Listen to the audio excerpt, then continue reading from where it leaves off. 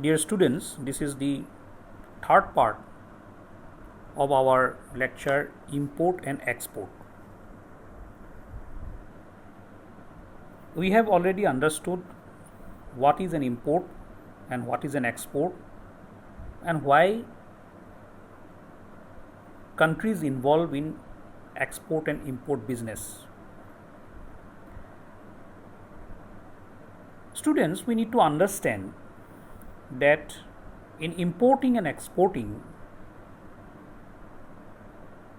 jurisdictions may impose a tariff or tax on the goods.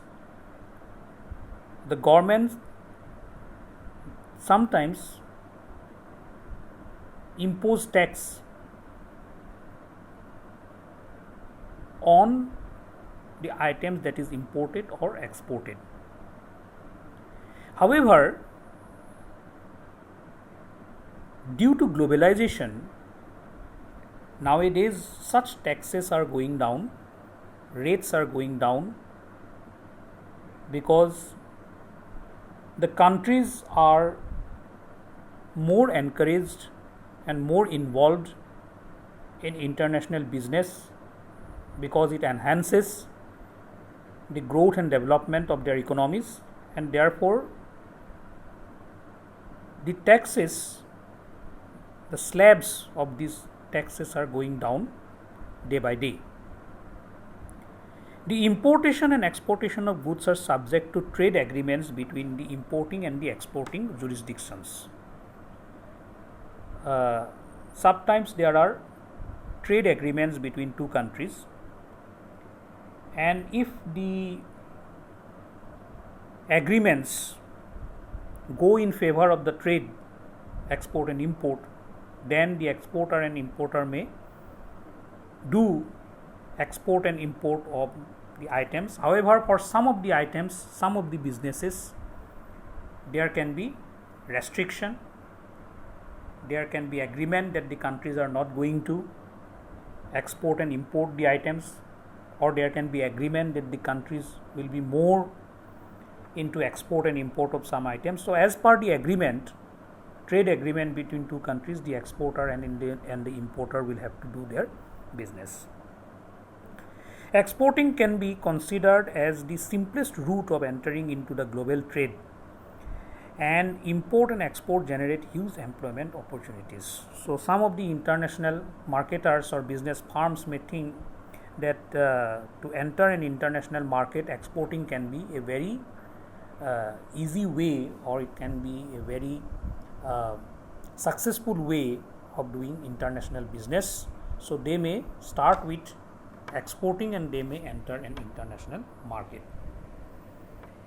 As no nation can be 100% self-sufficient, so therefore import and export are very crucial for the functioning and growth of any nation. As we have told in our earlier lecture also, that any country cannot be self-sufficient in all types of items that it requires for its growth and development. Therefore, the countries will have to depend on other countries for some of the items, some of the goods and services. So therefore, export and import must take place between countries, so that all the countries, they can get the benefit of the export and import of the international trade, and their economies can grow. Any exporter will have to obtain licenses and complete required documentation of foreign trade. In case of foreign trade, a lot of factors are involved, particularly rules set by legislations are involved, two governments are involved, and these governments, the governments of the two countries, they set certain norms for doing international trade. So therefore there are many forms, certificates to be obtained, and a lot of documentation is required. So any exporter or any importer, when they go for